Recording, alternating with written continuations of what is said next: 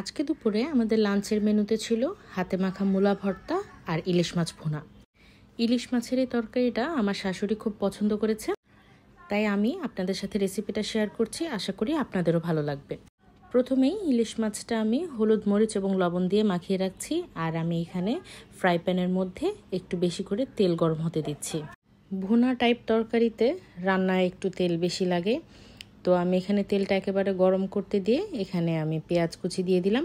এখানে আমি বেশ খানিকটা পেঁয়াজ নিয়েছি, প্রায় হাতের 2 মুঠ সমান, এবং যতটুকু পেঁয়াজ নিয়েছি তার হাফ আলু নিয়েছি।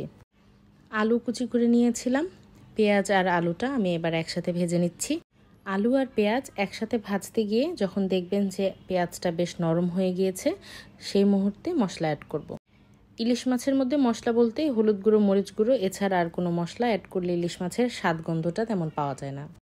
মশলা অ্যাড করেও আমি কিছুক্ষণ ভেজে নিচ্ছি, যেন হলুদ আর মরিচের গন্ধটা একেবারে চলে যায়। ভাজতে ভাজতে প্রথমে তো পেঁয়াজটাই নরম হয়ে গিয়েছিল, এরপরে যখন দেখবেন আলুটাও নরম হয়ে গিয়েছে, সেই মুহূর্তে আমি এখানে মাখিয়ে রাখা মাছগুলো দিয়ে দিলাম। মাছ দেওয়ার পর আমি যে বাটিটাতে মাছটা মাখিয়েছিলাম সেই বাটিটা ধুয়ে পানি অ্যাড করে দিচ্ছি। পানি দেওয়ার পর আমি এখানে একটু কাঁচামরিচ কুচিও অ্যাড করছি। এরপর এটা ঢেকে রান্না করব বেশ কিছুক্ষণ। পানিটা হালকা শুকিয়ে আসলে ঢাকনাটা উঠিয়ে মাছগুলো একটু উল্টে দেব। পেঁয়াজ আর আলুটা যেহেতু আমরা আগেই ভেজে নিয়েছিলাম, তাই এটা সিদ্ধ হতে খুব বেশি একটা সময় দিতে হবে না।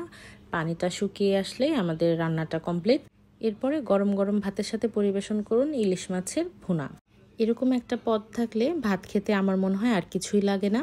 আজকের ভিডিওটি এখানেই শেষ করছি। আল্লাহ হাফেজ।